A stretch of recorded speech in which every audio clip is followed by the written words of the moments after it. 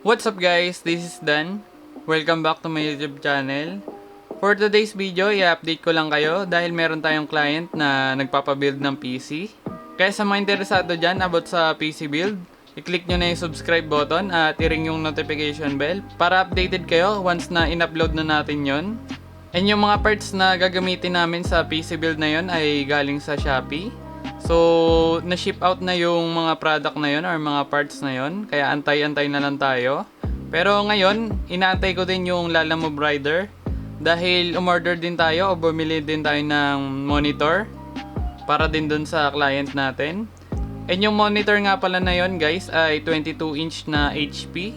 And yung price niya lang ay 1.8 or 1,800 pesos. So, napakamura na niya guys.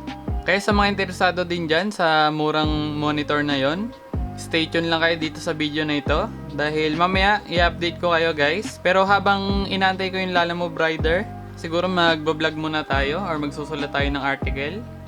Ayan, sa mga hindi pa nakakaalam, nagsusulat po tayo ng blog dyan or article sa balastech.com. Kaya sa mga mahihilig dyan sa tech news, mga tech tips, i-visit nyo lang tong balastech.com. Ilalagay ko na lang din siguro yung link sa description. Pero ngayon, abangan muna natin yung Lalamove Rider. Kaya mamaya i-update ko na lang kayo guys. Ito na po guys, na dumating na yung monitor. Kita nyo naman. Subukan lang natin.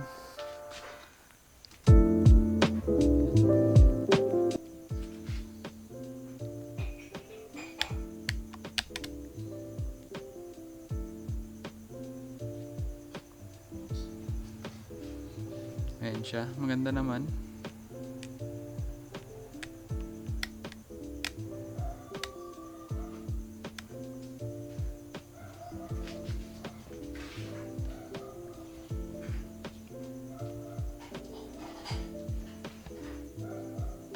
Wala nga lang siyang stand, kaya bumili din kami ng clamp.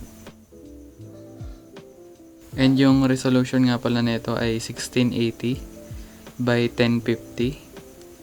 So medyo iba yung resolution niya. So yun lang naman. Update lang guys. 12 seconds later. Ayun lang naman para sa video na ito guys. In-update ko lang kayo. And shinare ko lang din yung monitor na yon. And yung price nga pala nun guys ay nabili namin ng 1.8 plus 100 para dun sa BGA cable. Then yung shipping fee or yung sa Lalamove ay umabot ng 518. So sulit na rin guys para sa presyo na yon. Umabot ng 2,418 lahat. And syempre sa 22 inch sobrang mura na nun kahit may shipping fee pa. Talagang sulit na sulit guys. Kaya sa mga naghahanap ng monitor dyan, ilalagay ko na lang yung link nung shop. Then kayo na bahala kung bibili kayo sa kanila. Pero magtanong-tanong din kayo dahil meron pa silang ibang monitor or ibang 22-inch na monitor.